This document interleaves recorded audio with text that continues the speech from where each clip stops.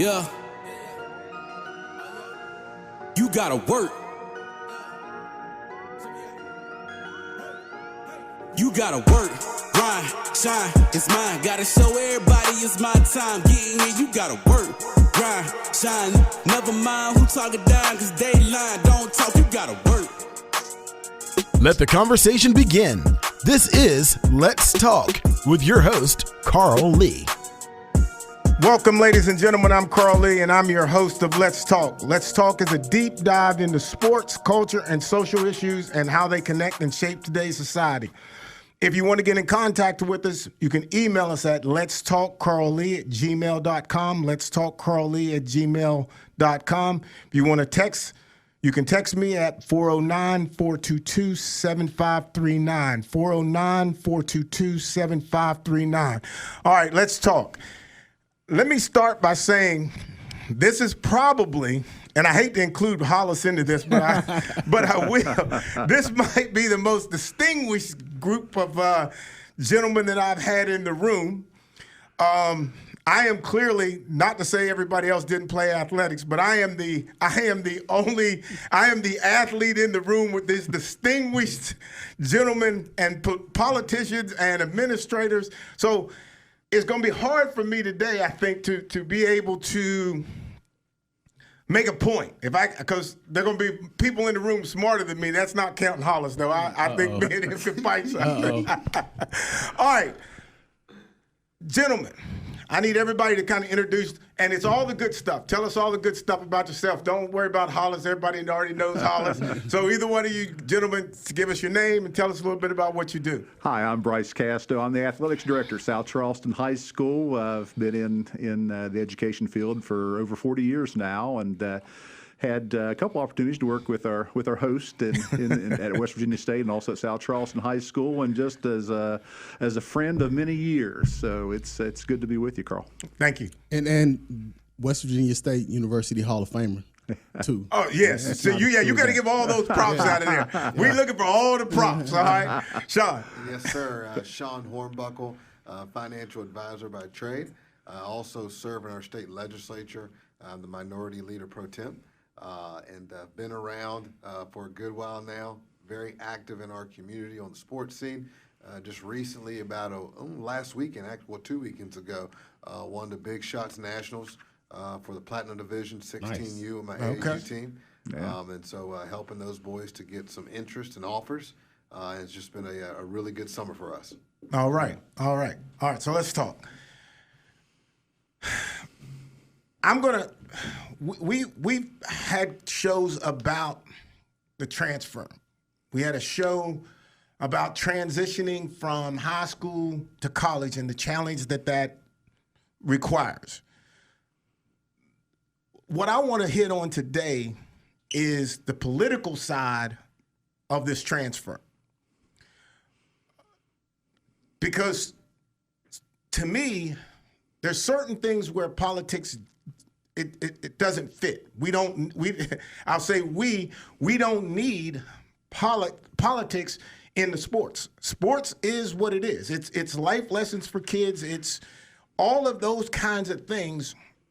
And I think when we have rules and regulations being set and structured in and around, and specifically at the high school level, I think we're overreaching.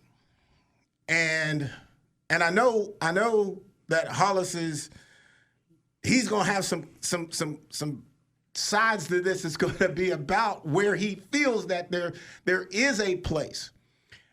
I'm saying, and without going into the details yet about how I have heard this situation has taken place, I'm going to hold on that a little bit and try to figure out and get everybody else's feel. Is it political? Is there a place for politics to play in the role or the discipline or the rules? Is there room for that in high school sports? Well, just hold on, just before I'll let you go, Delegate. But I want you just to define when you say politics, because I think some people are getting that confused with social issues. So when you say politics specifically, what do you mean? All right. Well, let me do something. Let me do it better, maybe. Okay. So there is a politician out there who is speaking about slavery. Okay. And he's saying there is something good that slaves should get out of being in slavery. Yeah. Okay. My problem with that is not have been in slavery, but understanding what it looks like and history of it, family tradition in it, right? How do you know? First of all, how do you know that's true? How do you know that's true? Because you've not been through it. Yeah. Okay? So my question or my statement is where is there a role for a politician to say how sports should be, what it should be, what the rules should be, when we have coaches, we have administrators, we have all of that. So that's my thing. Yeah, so look, Sean can't wait to get in. Yeah, come on with it. Well, there's a couple different ways to look at that. All right. And one thing that I always say, no matter what the situation is, good, bad, or indifferent, politics are a part of our everyday life. So there's no fabric of our lives that it is not somewhere in there. Now, hold on. Now, we'll also say to my esteemed host today, that's not gonna work all day, though. is it was already there. It's called the WVSSAC. Politics has already been there. Yeah. These people, they are appointed on this board, and they are making politically driven decisions all the time. Just because they've never had things that per se came before a vote and are elected officials in that capacity, they've always had a political element to it. So it's already been there. Okay, all right. Exactly. Mr. Casto, I got a specific question, however, and you can touch both of these. The SSAC, I see them being the politics of sports per se, not political from the capital per se. Am I right in that distinction? I agree. The SSAC, a common misconception is the SSAC are those folks that work in the Parkersburg office. The SSAC are the principals of all the member schools. That's who votes on the rules. The SSAC does not bring the rules forth. The membership brings the rules forth, and their job is to interpret and apply, and if there's any appeals, to do that role. That's a common misconception, is that it's just what now Dave Price does and Cindy Daniel and Wayne Ryan and that group. That's not the SSAC. The SSAC are the principals of the member schools. And if I'm not mistaken, the SSAC is not they weren't necessarily for this bill either. Am I? Yeah, I don't know to that degree, so I don't want to speak for them. But even to that point, Mr. Casto, that when we look at the principals, if the principals are in fact members and they are the voting body of the WVSSAC, those principals are hired by various school boards and various counties who are basically politically driven. So so it's not necessarily, and I agree to your point, it's not a direct political body that's making these and interpreting these decisions at the high school level. Politics, to Delegate Hornbuckle's point, they play a role in this, and I would say we don't have enough politics in it. We need. No, I'm saying. And listen, my point is that I think we need governing bodies that specifically over. And I don't mean to be divisive or discriminatory, but when you look at sports like football, when you look at the major sports like basketball, women's basketball included, we need specific government bodies over those sports. And I would say even to a little league sports perspective, a youth sports perspective, even to AAU, we need governing bodies to deal with that, so we don't have the issues that we've had in the past. Can I touch on that one?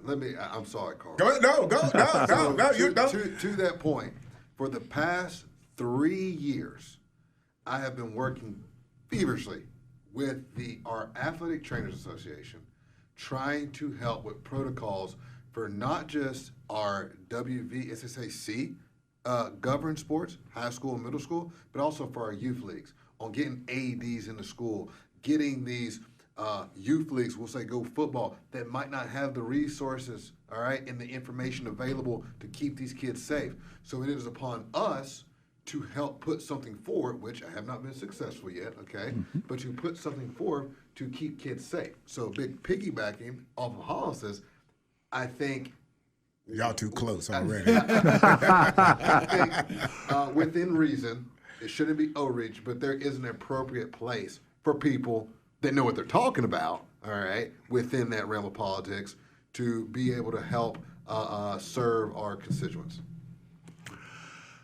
My thing, of course, I don't think it's difficult to figure out. I'm very much against the transfer legislation that passed the legislature last year. It was amended into the Hope Scholarship. One of the challenges that I personally have with it is the membership, the Board of Control, which is the vote of the principals or their designee, spoke loud and clear the previous March that this is not something that they wanted to implement. It is, it's my job got exponentially more difficult trying to make sure who's eligible, who's not, who's transferred, who hasn't, as well as check grades and make sure folks are on progress to graduation. The membership spoke loud and clear that they did not think this was a good thing, yet it still now has been imposed, for lack of a better term, on us. It's tough. It's a tough thing. Well, okay, so that puts me in a position to be able to say kind of like how this kind of happened, right? Right. So, and you guys will know more about this than me, but everybody pretty much knows about the Hope Scholarship, right? Yeah. Everybody knows that is something that everybody would vote for. Anybody would vote for that. And just briefly, what is the Hope Scholarship? That's incorrect. What is the Hope Scholarship? Help me. Go ahead, Delegate. So the Hope Scholarship is going to afford anyone in our state, we'll call it approximately $4,600, okay, to be able to go to the school of their choice. Now. And that means you can go from public school to private school using those funds, correct? You can go to public school, private school using those funds. There's even a chance that if one was already in private school and a paying member, that they're still part of that legislation that would allow them to get their tab picked up to pay for it. Oh, see, I didn't know. I thought that part. I will tell you, Coach and legend Carl Lee, that you're looking at someone right here, and I can get very detailed and layered on these things because a lot of times I'm pretty much in the middle, but I voted no on both of these measures. All right? I voted no on Hope Scholarship because at the end of the day, while I feel that there should be quote-unquote school choice, you cannot on one hand say that our public school system needs help, but then erode the resources for Amen. it, which is going to happen. So then what you're also going to have, state of West Virginia, is a widening of the gap of the has and the have-nots. And that's where it goes out to. So you will indeed actually pay a lot more on the back end when you're not educating your populace. Now, I know we'll dig in a little bit to this, even though Hollis and I are going to agree on a lot of things on this, keep in mind, I voted no on the transfer bill. Right. All right. Now, it was shoehorned in there. It was odd bedfellows because the momentum. No, hold up. Did you vote no on the transfer bill, or you voted no on the Well, I'm saying for it because they were together. They were together, so I had to vote no. So you voted, but your genesis of voting no was based on the Hope Scholarship, not the transfer. The genesis of voting no is I had more people from my district, principals and coaches, that said they didn't want it. Gotcha. Now, while I like it, we'll get into it, I like parts of it. If I'm supposed to be, a lot of people, shocker, don't operate this way or govern this way. If the majority of my folks tell me that they want something, I have to remove Sean from the equation. Gotcha. And I'm supposed to do what the people say. Good politician. Representative government. Yeah. This might be a 3-hour podcast, so our producer might need to get ready because we're going deep here.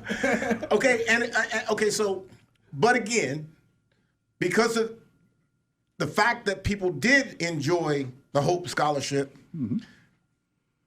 attaching this bill to it made it somewhat of a easier buy-in.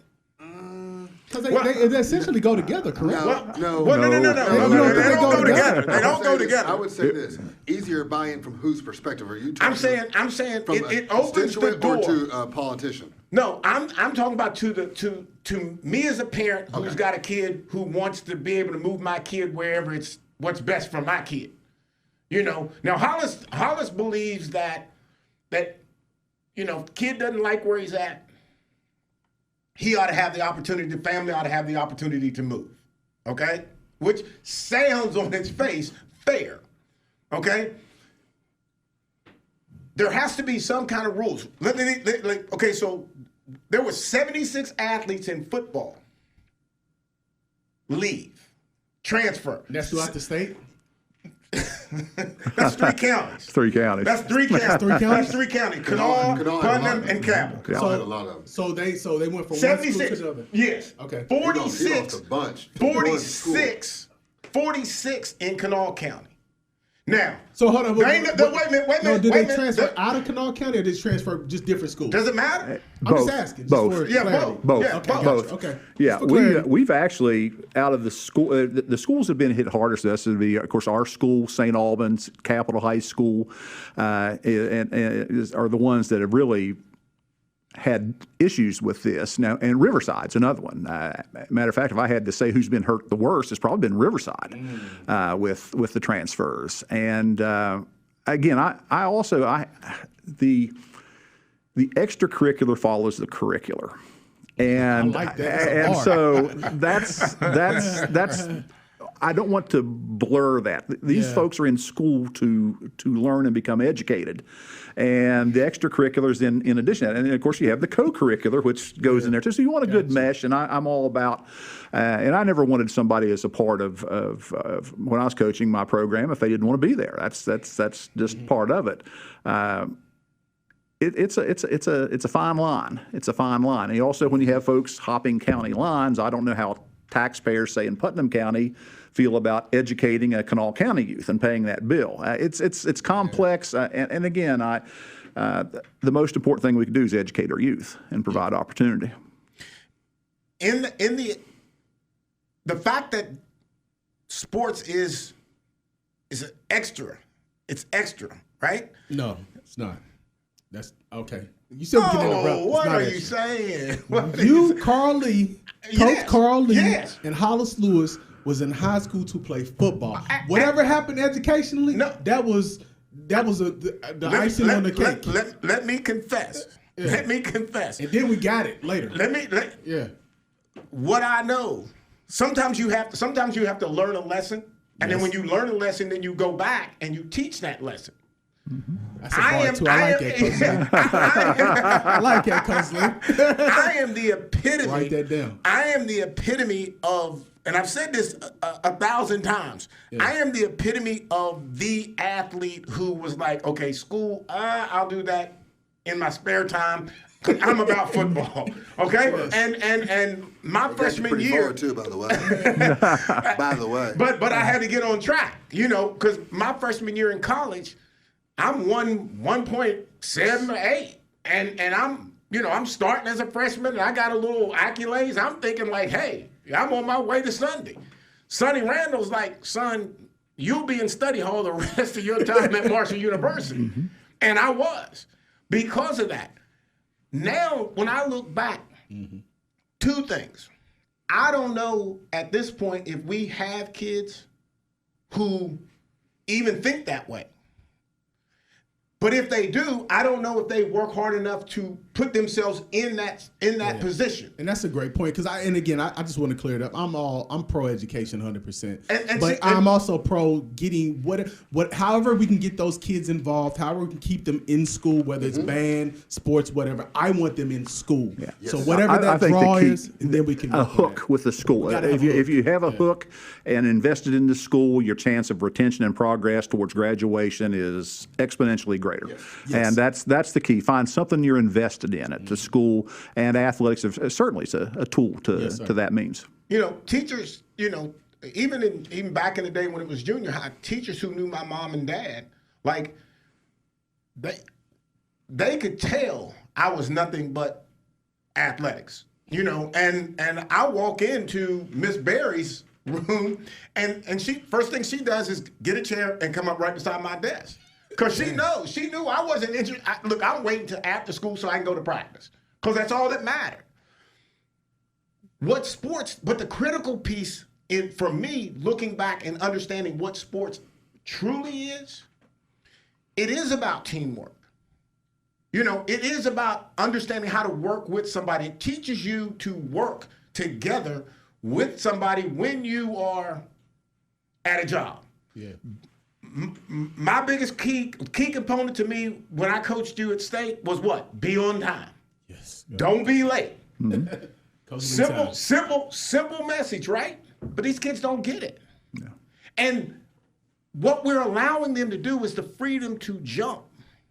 And we're even allowing, and I'll make the case that the parent themselves, they don't understand what they're missing in the sport. But I think it's a different lesson because the lesson is now that if I make this business decision and if I go from South Charleston to Capital or St. Albans, whatever, I have to face the consequences of that decision. And my decision has to be clear and it has to be based on something. And if I make the wrong decisions, I'm going to get a lesson there. So if I go from one school to the next and it doesn't work out, then I may be stuck at that school. I may have to go back and sit out. So there's lessons going to be had. It's just a different lesson now than what it was back in the day. So I somewhat disagree with that. I totally disagree with that. But I'll let you. But I respectfully disagree with it. Thank you, Coach Casto. I appreciate it. I say somewhat because it's still not an even playing field. Because if you come from a background where your home is wealthy or something like that, you can move every year, and it happens, and there's no consequence. Different business decisions. So this kid, he went to go play quarterback here. It didn't pan out. Well, Johnny, I could go buy a house in 3 counties over. It doesn't matter, and they'll keep doing it. Get an apartment, do whatever. And so that's why I said somewhat though. So that's the only check and balance that I don't feel that there's always a consequence there. And then we're going to dive into this, but then the other part of it is sometimes with some coach and staff, they're already giving the transfer leg up, and they're not even letting the process play out sometimes. You know what I mean? All right. Well, let's take a break. Let's take a break, and then we'll come back. We'll come back to that. If you want to have a conversation with us, you can text me at 409-422-7539, or you can email me at letstalkcarllee@gmail.com. All right. We'll be right back. You're listening to Let's Talk with Carl Lee. Sponsorship opportunities are available. Email letstalk@promessage.com or call 304-342-8131. For more information, visit wchsnetwork.com/Let's Talk or like us on Facebook. Let's Talk with Carl Lee. Now, back to the conversation. All right, ladies and gentlemen, we're in a heated conversation here. My guests we're all over the place in a good way, I think. For Hollis, Yes. I wanna make the case that there's not a lot of opportunities in the classroom, in the hallway, any of those places to learn things that sports will teach you. Yes. When you're in the hallway, there's no, bell rings. Okay, I know you got to get to class, but you can, at this point, you can kind of ease your way to the class. Sports is to me the most unique training tool for any and everything that you're going to do, because the possibility of what happens to you is there in sports. With very public tests Yes. each week. Yes. Yeah. Yes. Sometimes multiple tests per week. Absolutely. And so when we start talking about like sports is the essential piece that goes with the education. And this is coming from somebody who was not focused on the educational piece, but is able to look back and say, now I see how those go together.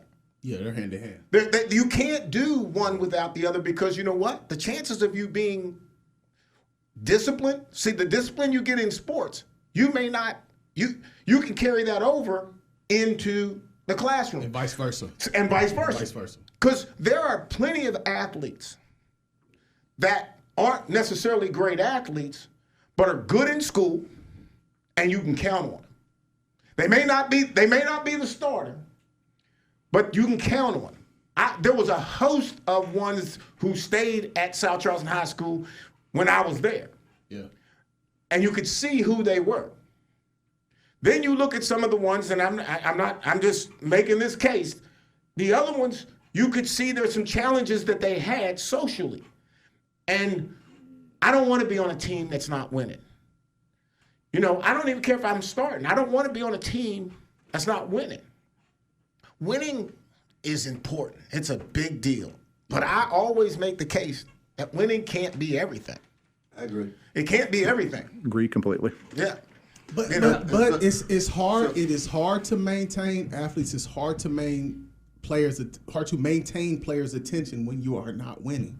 That's just a reality. If you're on a team that's losing, that's when you should. That's when you should be paying attention. But it's hard to maintain that. Oh, So I would say it's very situational, and I've always been an advocate, and I'm a sports junkie. I got a serious basketball Jones, but I coach, and so I've been coaching for a long time. I love to win. I have a track record of it, by the way. But it is not everything. Yeah. And I would contest that if it is a program, and there's a difference between program and team. Yes. If there is a program, let's say that consistently goes 500, 6-4, maybe even 7-3, they never touch a state title. But they are developing kids, whether it's Division I, Division II. I would take that all day long versus the undefeated team that just has a cool little system or whatever, and they go in 10-0, 9-1, they win the state titles. But what are you doing after the state championship game? Tell me that one. So that's where I draw. So that's why I say situational. If a team is losing, but they are developing the kids and putting them to the next level, I want to win. But that is more important to me versus a team that's just winning. Explain that to a coach. Bryce, go ahead. Well, here's the thing, and of course, so you can tell by my flowing hairstyle, I've been around long enough to see this. So back when I was a young coach, and I was head football coach at South Charleston High School at age 27, and we had success there, had a state champion and multiple playoff teams. But what I always felt was going to be the measure of success, and of course, I'm now to that point in life that I thought, well, 30, 35 years up the road, are these young men, are they successful? Are they good fathers? I always said they may not remember much about the details of the game, the schemes, but they'll remember whether or not they had a good experience. And they felt like I got a good value for the time they spent with me, because that's the one commodity we all have is time. Did they get a good bang for that buck? And I'm pleased to say that pretty much everyone has been pleased with the time they spent all those years ago, and it's very rewarding to see how successful these folks are now. It's wonderful. I got one point I would like to say, because you mentioned the word that I love is program, because I think that too many times we talk about being on a basketball team, being on a football team, playing football, playing basketball, sports, baseball, whatever. We don't talk about being part of a program. When I was in high school, I was part of the genesis of a program. Absolutely. So what I'll ask you this, and I pose the politician and the AD this. When we talk about the program building and having to deal with now transfers, and now it's all over the place, and it makes your job, and a former coach, it makes your job exponentially more difficult. Are we at a place now where we need to provide better resources for our coaches? Do we need, because the coaches, as far as a football, basketball coach, they don't really get paid that much. Right. So do we need to provide resources where we can pay our coaches better because they're having to deal with something that was not anticipated? And do we need to make the coach just a paid employee? And do we need to provide athletics more resources to build programs? I would say a resounding yes. A resounding yes. I would even take it a step further, and again, I'm 37, all right? And I could potentially have a different lens than some of you all in the room. And again, I've made it noted that I am on share of both sides of this issue. I voted no, all right, but I see both sides of it. Yeah. And part of that is like, I'll go to a good buddy of mine, Curtis Jones, Marshall, great receiver from Florida. Mm-hmm. Several years ago, he said, Sean, West Virginia's talent is right on par with back home in Florida. It's you all's resources and development that's the difference. It's not the kids. These kids can do the same thing where I'm from. It's the resources and the development. They're doing things, their coaches are doing things with them that our high school not even coaches not even doing. And they're getting in a youth league. So it does go back to the resources and how are you doing that? How are you grooming them? Like, I get so, ticked off sometimes when I feel like we're fortunate enough, all right, down my way in most of the schools to have pretty good coaches. But like, I feel like sometimes the rules in West Virginia are set up to reward the coach that does the bare minimum and keeps the kid locked in for forever at these bad teams, not programs. And so on that part, it's like they got to go somewhere to, if they really want to take it anywhere. Okay, just before Mr. Casto jumps in here, I don't know if I answered your question, Hollis. I think you got most of it. Well, the coaches, do we make that just a separate? I think the coaches need more. Right now, it's an extra duty contract. It's an extra. Yeah, I agree with you because I think it rewards the best coaches and weeds out the ones that don't need to be there. Yeah, You talking about currently as it is? No. I'm adopting what you're saying. Okay. And we should find a way. We got a lot of surplus, all right? We should find a way to compensate them more because I think it rewards the better ones and it weeds out the bad ones. Yeah, 95% of school employees who happens to coach, salary is going to be their teaching salary, and then about 4 or 5% would be your supplemental contract. Well, I guess what I'm saying is, you're getting paid, and they list the maximum hours on the Kanawha County contract, which is you're going to burn that in the first month, and as well, and the expectation to run a program all year round. If you're going to do it, you're going to do it the right way, and a lot of that is just right now presently volunteer, for lack of a better word. Well, I guess what I'm saying is make that coach a paid employee. Like your position is football coach, and supplementary you work in the school maybe a certain amount of hours. Your position is volleyball coach. You're not teacher plus. I guess that's what I'm proposing. Yeah, I think that's a great idea, and other states do that. Of course, some of the college and professional aspects come into that. If you don't perform, then there's going to be a coaching change, and that's and again in high schools, generally speaking. Prior to this, you had to deal with the constituency that was there, and I've seen some of the best coaching jobs that I've ever seen. Their team goes 2-8, and they shouldn't have smelled victory, just based upon the resources they had. But so there's a lot of things that go into it, and I always try to look at it holistically, like the example I gave earlier. How are they going to be as adults? And did they feel like they got a good experience for this? But it's tough. It looks like it looks like our show is getting ready to be hacked. I see a familiar face that's got headphones and his face is all over the mic like he's got to say something. We got to talk about that hat. We got to talk about that hat. Yeah, something's wrong with the hat though. Oh man. So Woody Wood is getting ready to jump in, ladies and gentlemen. Real quick, Coach. What Mr. Hollis Lewis was saying, it's a coach right outside in Kentucky. Like Capital played this team. Capital, I think it was Pikeville, Kentucky, some school. And I looked up his salary because I looked at the program, what they was doing and we wasn't doing. They had iPads, they had TVs, they had stuff on the sideline that we never had. Like this before people in Charleston seen iPads. I looked up the salary of this coach, not his teaching salary. He coached wrestling and football. Can anybody guess how much he made? I would probably say if he coached 2 sports in Kentucky, he was probably making $100,000. Yep, $92,000. Wow. Yeah. But you can see he was a winner. I think they won like 3 state championships, runner up about 3 or 4 times. I think that make a difference what we paid. What's the coaches get here? $5,500, I think. Mr. Lee, Coach Lee? Less than that. No, $3,500. $4,200. Now, listen to this. I left South Charleston High School in 1996 to go to West Virginia State was that West Virginia State came back as head football coach at Nitro in 2017 to the exact same salary that I made when I left in 1996, coaching supplement. Now they're going to address that some through the new levy that just passed, but that's the thing. I think one thing we've got to decide too is whether the high school model is going to be more community based, or we're going to go to more of what I call a travel situation, to where AAU, a fine model, all those sorts of things. But is that what we're going to do, or is it going to keep it education based? And two, what do we need to make it? See, I don't. Travel football is an absolute no to me. Okay, but that's me. Just on the whole safety. So there's nothing to mimic to me that. Because that's, in a sense, that's what we're trying to do now. Kids are trying to play at the team that they think is going to win. Everybody, people don't necessarily transfer. I think it's collegiate. It's not necessarily travel. I understand your point, but I think it's based on a college model. Kids now are thinking about high school how you think about college.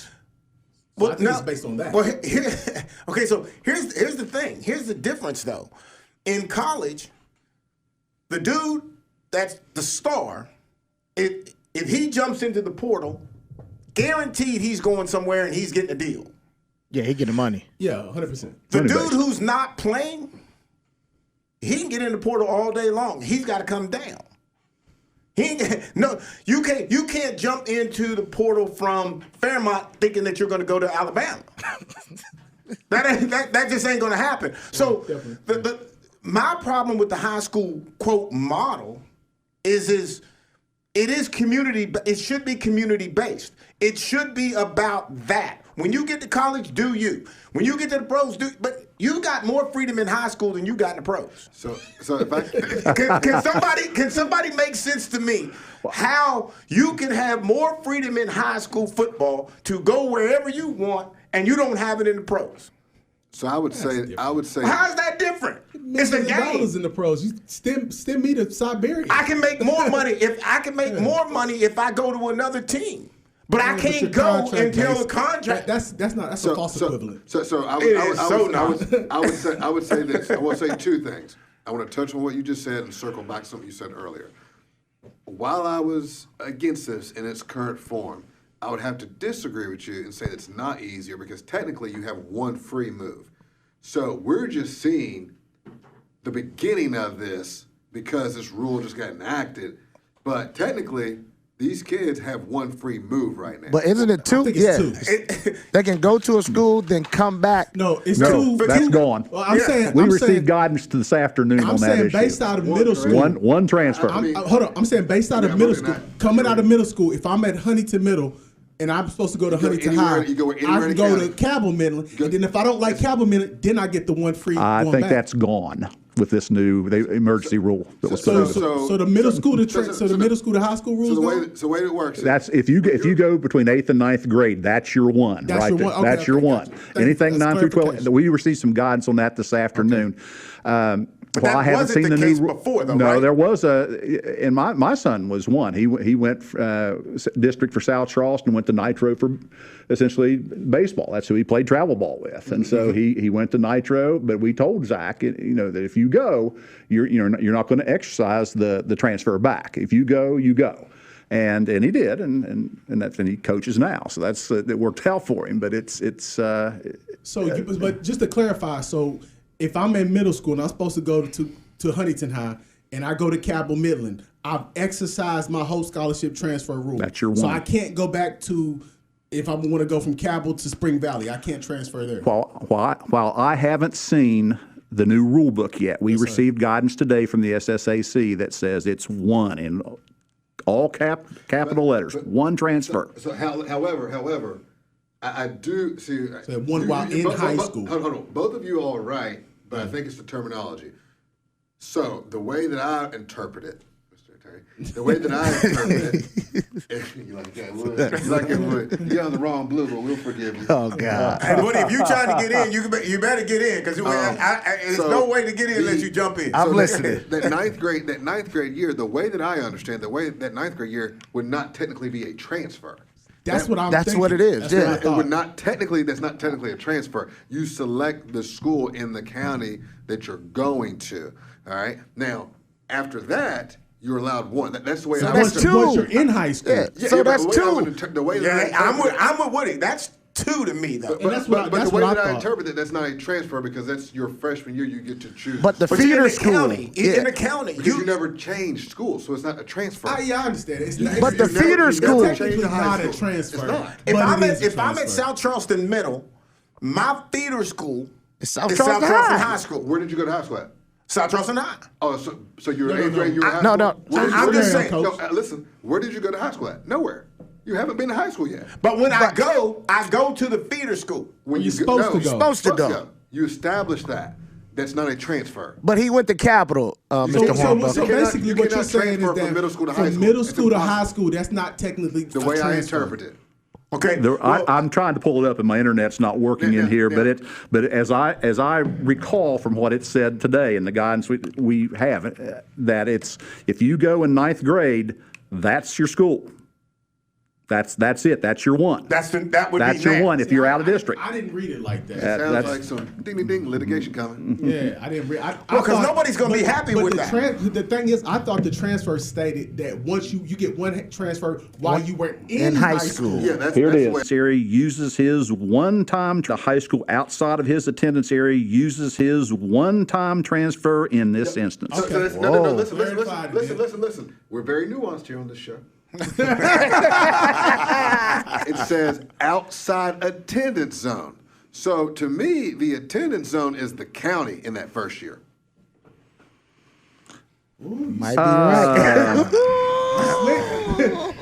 You went to law school. I should have, and I should have, and I should have. You should have, boy. That's a slick interpretation. I like it. Yeah. Okay, but I'm gonna make the case. I'm gonna make the Because the attendance area or whatever, it is the county per the parochial and pods and all that stuff. It's not. I don't know what none of those are. I don't even know if I can spell it. But But the way that we have defined the attendance zone now is that county essentially. right. So to me, it still reads the same. So just to make it plain. So to make it basically, plain, what if I wanted to go continue the legacy of great Hornbuckles at South Charleston, all right? Mm-hmm. If I wanted to leave Huntington and go to SC my freshman year, I'm done because that's outside of my attendance zone. However, if I went to Cabell Midland, all right, if I went to Cabell Midland, that would be within my attendance zone. That's the way I would interpret that.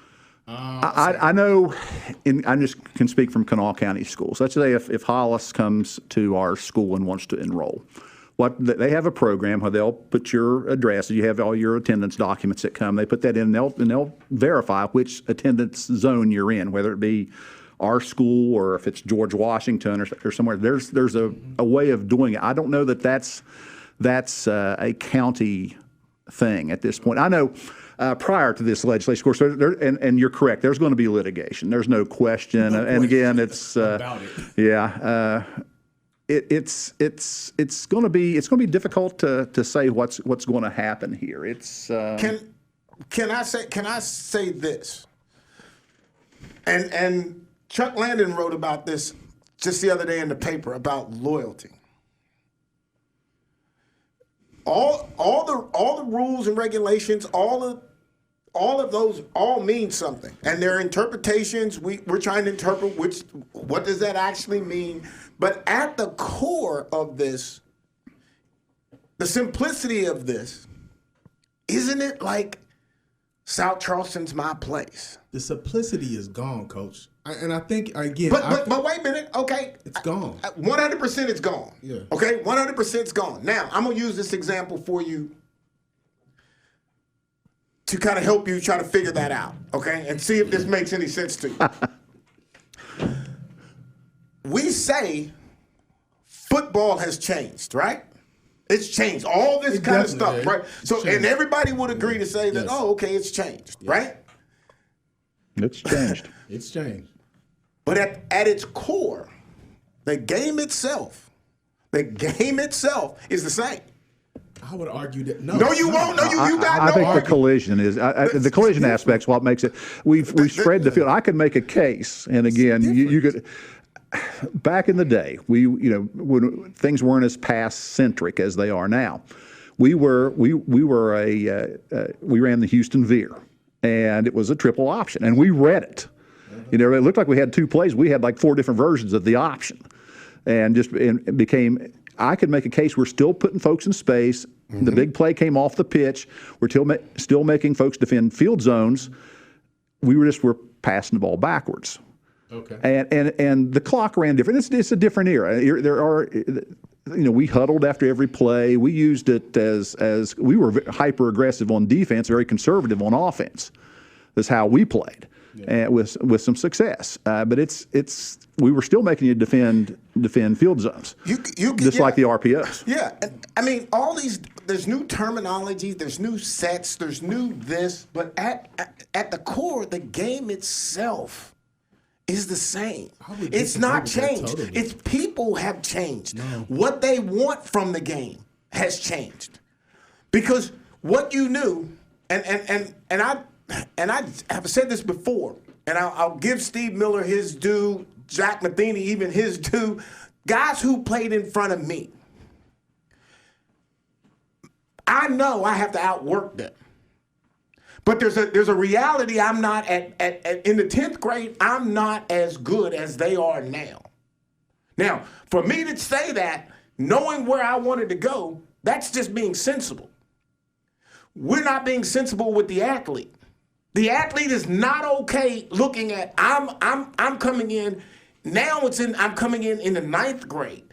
Okay, I'm coming a year earlier, and I'm not coming to South Charleston. I'm not coming to GW because Hollis Lewis is the quarterback. I don't even want to learn from him because I'm trying to compete against him. But that's the things that the game has not changed. It's the players and parents who are around the game is different. The game is different, and I'll let you go. I won't be long, Delegate.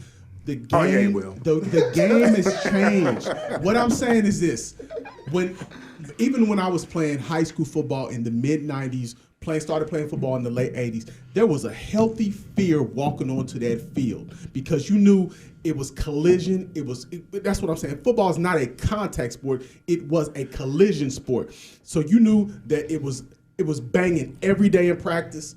And the games were collision. It was a real opportunity to force that. Wait a minute, though. Okay. So what I'm saying, though, is that is now taken somewhat out of the game. We're at a point where now running backs in the NFL after a rookie deal are expendable.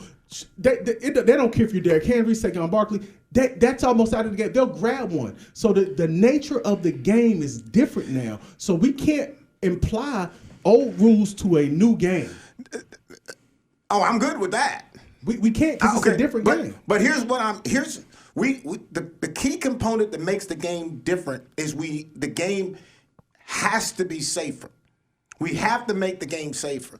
Mm-hmm. The player himself, the player who's playing DB, that's 185 pounds, who's going to have a 260-pound guy running at him. It's the same freaking thing. It's not. It's not because what I'm saying is okay, but here's what I'm saying. If that guy's 185 pounds, he don't want to make that tackle. Yeah, it's different because I'm a receiver. If I'm sending my tight end or my slot receiver over the middle, and Carl Lee is playing free safety like you did in high school and college, that receiver does not have the fear that you're going to take off his head going across the middle.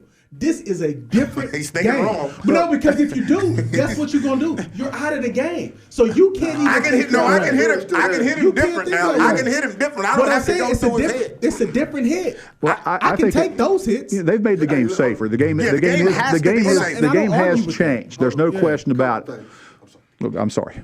Go ahead, Bryce. The game has changed in terms of it's a much safer game than it used to be. Yes. I teach a sports medicine class at South Charleston High School, and I'll show some tape of the game prior to the rule changes, and the kids just sit there almost slack-jawed with it, just amazed that it was that violent. Yes. So I'll agree. It's a much safer game, and we had to evolve, or football wouldn't exist. Yeah. Because the tragedy of CTE and all these things. We just can't have that. We had to adjust, or the game wouldn't exist. But I see high school athletics as a part of the educational component. And what I don't want to lose, this is what I don't want to lose in all this. And I think sometimes you can do well and do good at the same time. That's a bark. I know it makes no educational sense there, but I don't want to lose the sense of community. Often these games are rallying points for communities, and I hate to see folks just leave. I hate to see that. That hurts.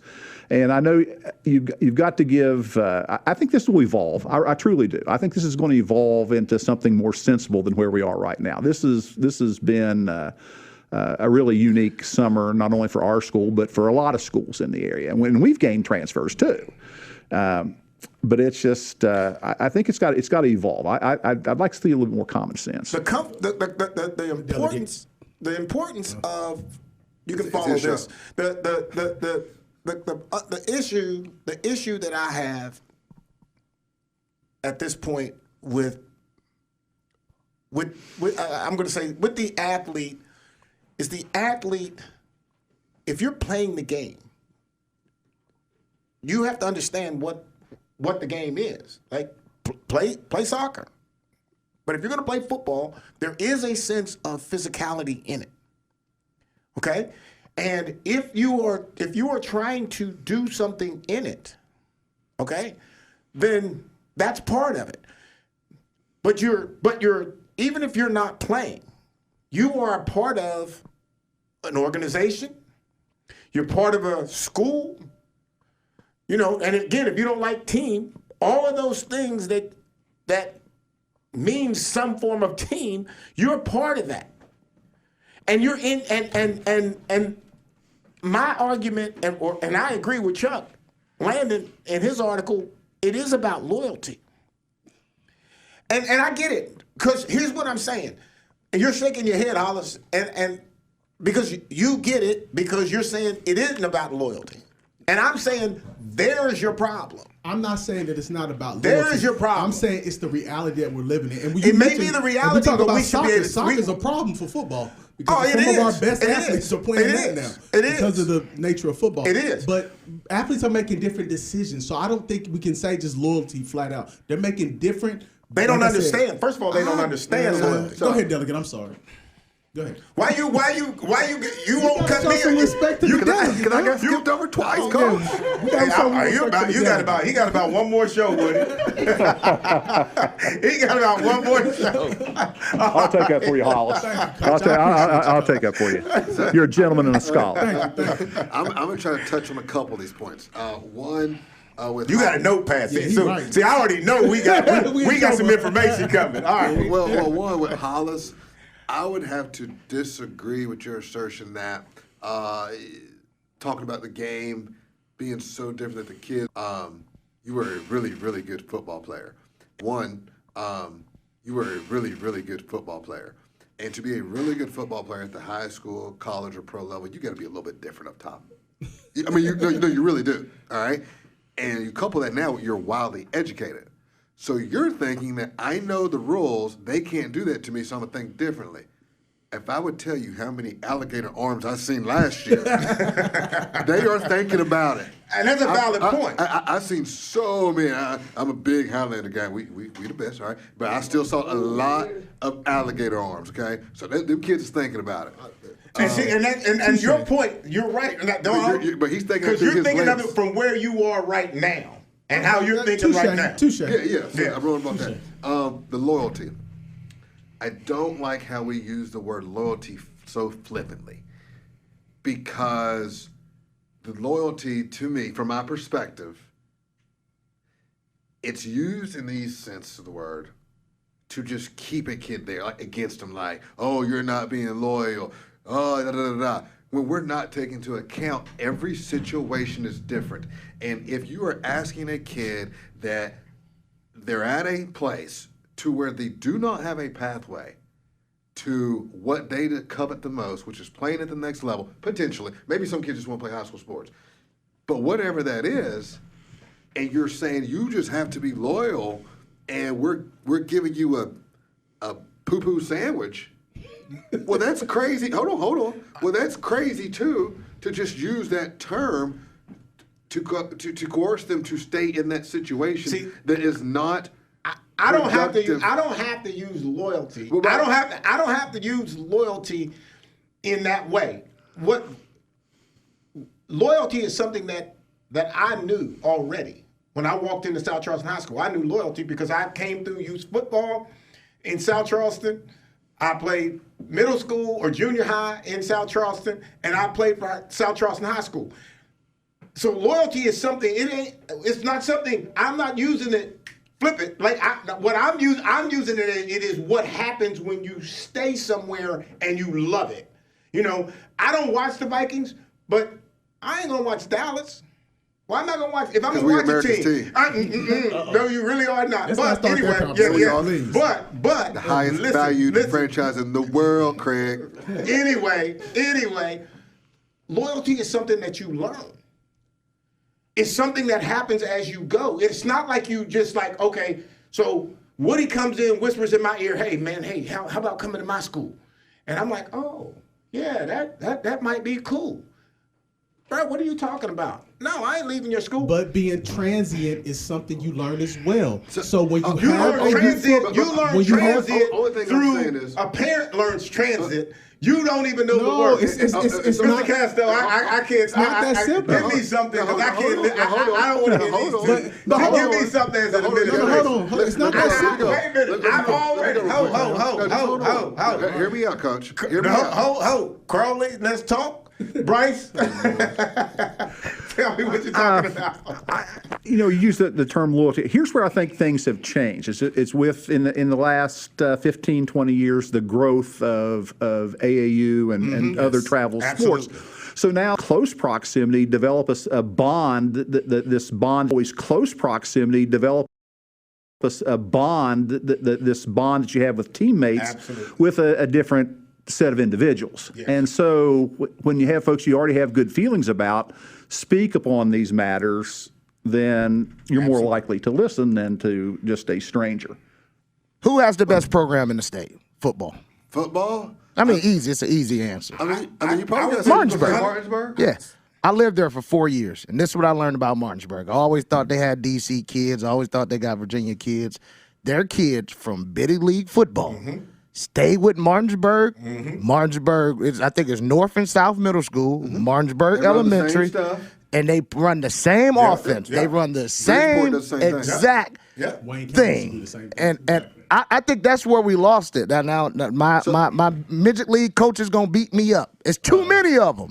We got 40 of them. We got 87 programs for 3 high schools here in the city. Like, everybody want to be on their own coaching. Yes, a lot of ego. Because, at the end of the day, Martinsburg showing you how to do it. Now, they do get D.C. and Virginia kids. They don't. Delegate, I lived there for 4 years. Let me talk. I'm sorry. What y'all doing here? I'm just telling But when you come to Charleston and you're on this show, But when you come to Charleston and you're on this show, I get to determine who talks. So Wood, listen, I'm not saying it's like their whole team, all right? But they do get kids, but it's because it's the Eastern Panhandle, and that's where they come from, which is fine. But to your point, they're not the only ones. They've just sort of mastered it.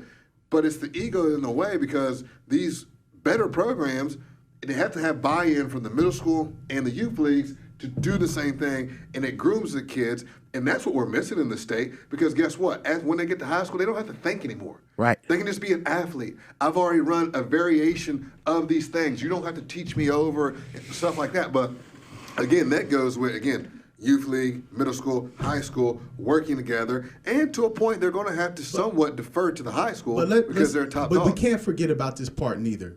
Just in Kanawha County alone, I can't speak for Huntington, how many lawsuits have we had because our kids simply at a youth league level can't play? They have nobody to play against. So it's not simply ego is definitely a major part of it, and there's definitely conflict between the different levels of sports, but there also are other complications that come into play because our kids simply they can't play against So what I'm speaking about from an ego standpoint is we'll call the youth league coach that gets out there 2 months out of the year. He's successful because he has fast kids, all right? So now he doesn't want to run the high school guys stuff because I'm doing my stuff and it works. I'm not talking about not being able to play. Yeah. but they're missing the big picture. It goes back to winning isn't everything. If I teach you more fundamentals and you're doing things the correct way from day one. And I agree with you, but I guess That's what I'm my talking point about. is just that say because they don't have anybody to play with locally, what happens is those same youth coaches, they end up finding other alternatives. So that's where the travel ball comes into play because we've had at least 5 to 10 lawsuits here locally. So I'm not tied to South Charleston because South Charleston team may have a great organization, but we're playing against 3-4 teams. So we got to go everywhere else and play to get better competition. Let me jump in here. Okay, so overseeing the youth program for City of South Charleston, all right, I am well versed into this situation. Yeah. And when you start talking about the teams that are good, the high schools that are good, they don't want to play the kids here. Those are the ones who broke the system, the youth system, to leave. Because they didn't want the youth level. Because at youth level, you got a little kid on the west side who you gonna hand him the ball, or in Dunbar, you gonna hand him the ball and he's faster than everybody else on your team. No, so now what you doing, now you leaving. No, we've had some of that down our way too. Absolutely. So we don't even now, we have 5 teams in our league. 5 teams in our league. Ridiculous.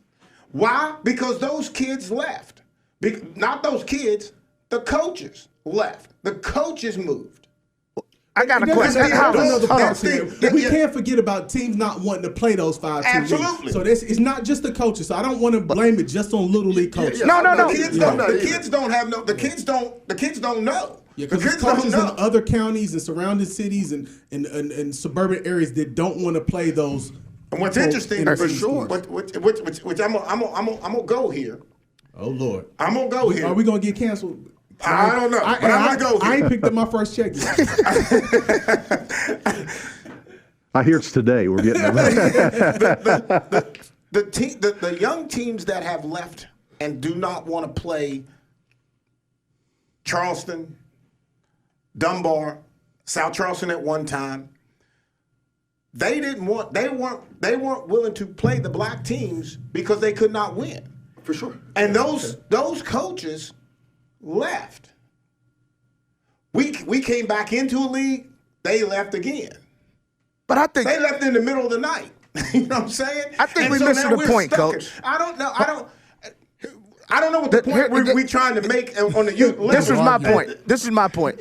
That I seen youth coaches arguing with high school coaches about what plays to run. Yes. If I'm the high school coach and this kid's supposed to come to me, just buy in to my system and watch it work. Just like Delegate said, if we start them at 3 and 4 and 5 and 6 running the system, they don't have to think about it. That's why Martinsburg scored 80 points in the national championship. That's why we need a governing overseer and making sure, the high school coach should be the overseer and making sure, you getting off my plan, bruh. You just running what you want to run, and that's not going to help me when your kid get 15. We seen it. Martinsburg runs the same offense from that 5-year-old to 18-year-old. We see it. Mr. Casto, I want to get Mr. Casto. I think the Delegate mentioned it there earlier. Youth sports, the key to develop players is to teach them fundamentals and teach them how to play the game. And the good hormones start to kick in. A little bit. I tell sometimes they have 14-year-old freshmen that are thrust into playing, and I said we're going to teach you the right way, and just think how good it's going to be when you're 18. Right. And the good hormones have kicked in, and you're bigger, you're faster, you're stronger. But we've got to teach them how to play the game, and that's not just football. That's any sport. Well, we're getting a little long. I got to get to this one. Okay. It's your show, Coach. It's a podcast. You can do it. It's your show. All right, come on, keep going. This was another point that I had, and this is the really bad and ugly part about the transfer, and it speaks to that community feel, is you have an abundance of kids that come into a school. I don't care if it's for softball, football, basketball, whatever.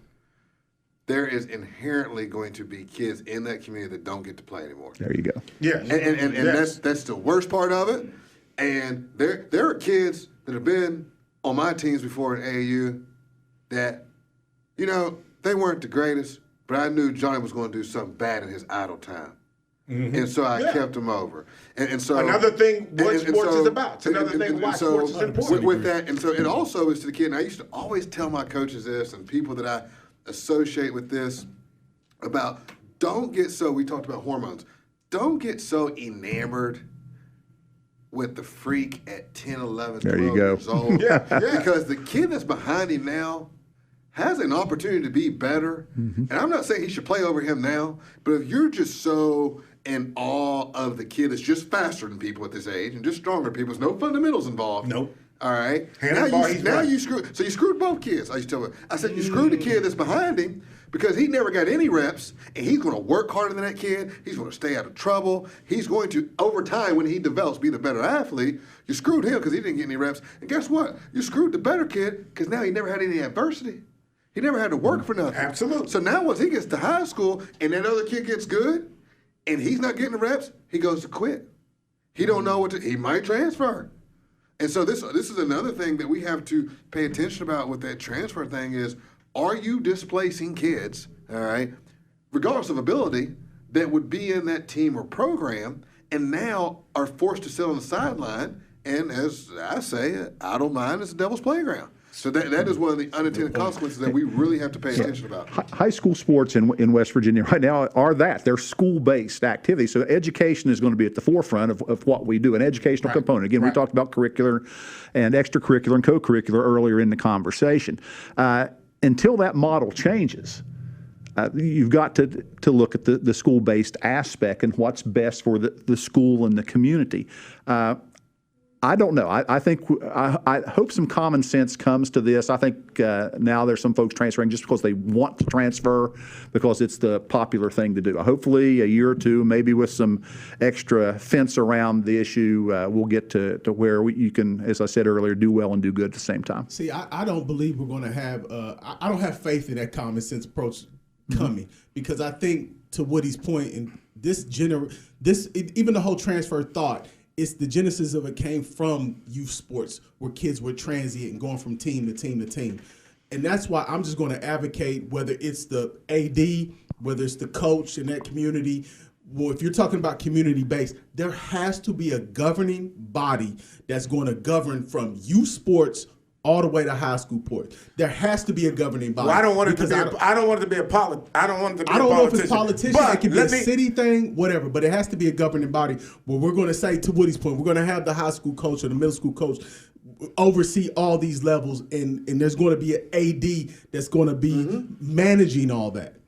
Because I don't think common sense is going to come back. I've got a bill out there for that right now. Uh-oh. We have, and you most definitely have common sense. There you go.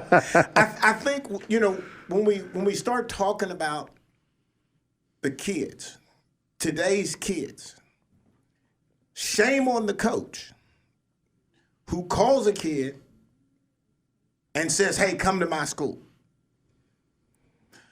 Because what you're doing is you're testing, you're tempting that player, that family. You're waving something in front of them that is going to be better over here. It didn't hurt me. I'm willing to do that. Didn't hurt me. I don't like. I'll make it even stronger. I hate the idea of not a person, but if you were to come up and walk up to my son and ask my son to come to your school today, bro, that's a problem. You won't come back to my door again. I can promise you that. That's how strong I feel about it. Don't put nothing in my kid's head. Don't bait him because everybody want to be recruited. Yeah. It's just a good feel. Somebody wants me really bad. That's a fact. And so when you create that, and these coaches who are saying, "Oh, I didn't talk to nobody." Yeah, exactly. Yeah, right. Exactly. Whether you sending somebody or somebody's on your squad to do it. One of the reasons why high school athlete, you're gonna have to recruit. No, I'm not recruiting a high school athlete. High school athlete, you're gonna have to recruit. No, I'm not recruiting a high school athlete? High school athlete is an amateur athlete. Why am I recruiting him? A college athlete's an amateur athlete, allegedly. Yes. Not anymore with NIL.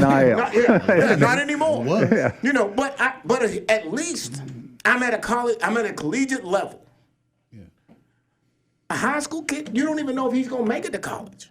But I think I think is again, I feel you on this one, Coach, but I do think it's situational. Like, and the reason I say that is because I'm gonna cut you off right there, just real quick here, just real quick. Yeah, that's the benefit of having the show. See, that's the benefit of having the show, Woody. You know how that works. Woody shut me down on his show, so I'm happy now. I'm shutting somebody else down. So here's the thing. My thing is just really simple. Own ideas of what they want for their life. Don't entice them with their own ideas of what they want for their life. Don't entice them, because you can't promise. You ain't sure. You bring my kid to your place, all of a sudden he gets hurt. Not saying he couldn't have got hurt at my place, but you might what? And we got situations where kids transfer to a school, somebody else brings in the very next year they bring in somebody at your position.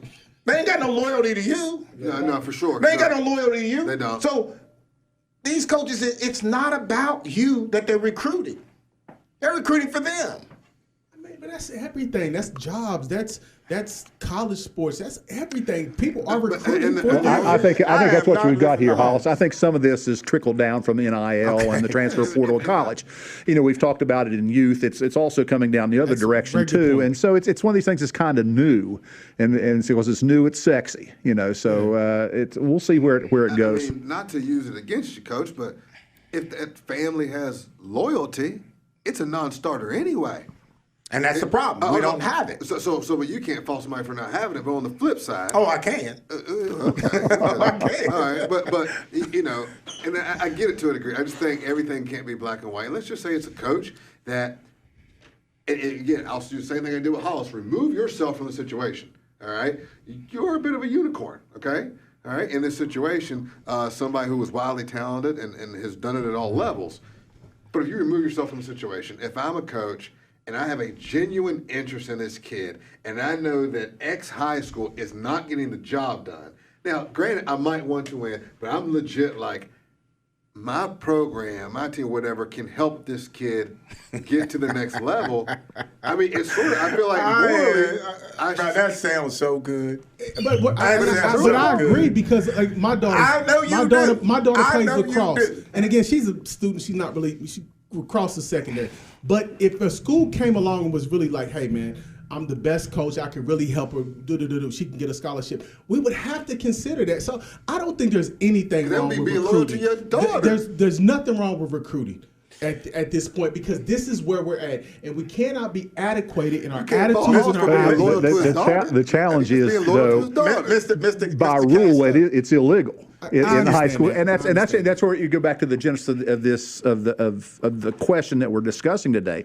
It's illegal by rule, determined by we've talked about who the SSAC was early on. That's the challenge we have, and it's a little bit of living is a little bit of Wild West out there right now. It's a lot of Wild West out there. It's a lot of Wild West. And I'm not saying it's right or wrong. And as I mentioned earlier, I never wanted somebody on one of my teams didn't want to be there, and that's going to be a problem. And so I can understand both ways, and I want all God's children to be happy, and but and that's what it's all about. But I still don't want to lose sight of why these kids are in school. And again, athletics can be an opportunity to further educate. But really, you talk about all sports, 5% of high school athletes in all sports go on to play collegiately at any level. You start talking about D1, you're talking less than 2% in some sports, and which is like me, standing here and broad jumping and landing on the moon. When you consider the amount of folks that play. So it's we got to keep it in perspective. But are there exceptions to that? Absolutely, there are folks out there. I'm going to pivot back really quick. And Okay. This is unrelated but related. And we're going to have to go after you. Unrelated but related. If I can handle you having last. Regardless of transferring, all right? And I know where your heart is and where your heart is and yours, and I know you've done it and will continue doing it. But we also need to hold all coaches accountable that after those kids are done wearing those jerseys, that they still help them. Amen. that they still help them. And I'm talking about when it comes, not the coach that was good, bad, or different, but was concerned about winning, whether it was keeping a kid at his school, whether it was getting a transfer, that when it comes time after high school, that they're helping them, forget about sports, in their pursuits in life, and they're not going to leave them, again, once those playing days are over. Well, I can close here by saying this. I've been around Mr. Casto for a very, very, very long time. And I know who he is as an individual, as a coach. And I know players who played for him. I know how they feel about him. I know how he feels about them. For everybody who, because I've never made the claim that I was ever going to be a great coach or whatever. But what I do know, that do not have an interest in me, that do not have an interest in me, and I have a continued interest in them. That had nothing to do with winning and losing. Part of it is, in losing, it is sometimes greater. Bob Pruitt called me the other day. He coached me at Marshall. We won about 8 or 9, 10 games. My head coach passes away. I love that man. He yelled, screamed, and cussed at me. It had nothing to do with titles or anything. It has to do with the relationship in which you build. None of these coaches did not want to win. But you know what mattered more? Was the bond and the relationship that they built with the kids. Because that's longer than your record. The trophy will fall and break before the bond will break between you and the player.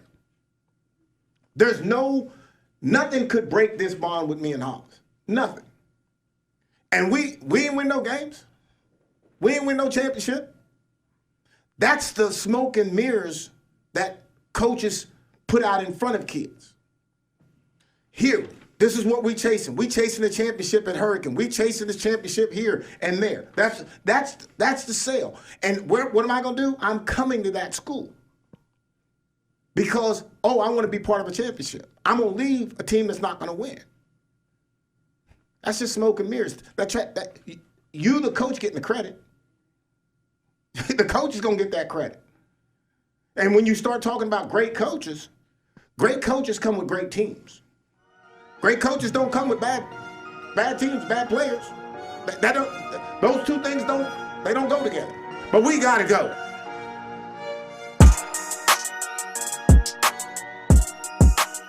The opinions expressed on this program do not express the views of the employees of WVRC Media. No rebroadcast or modification allowed without the express written consent of WVRC Media and Let's Talk Carl Lee. This show is copyright WVRC Media and Let's Talk Carl Lee 2023. Sponsorship opportunities are available. Email letstalk@promessage.com or call 304-342-8131. For more information, visit WCHSnetwork.com/Let's Talk or like us on Facebook, Let's Talk with Carl Lee.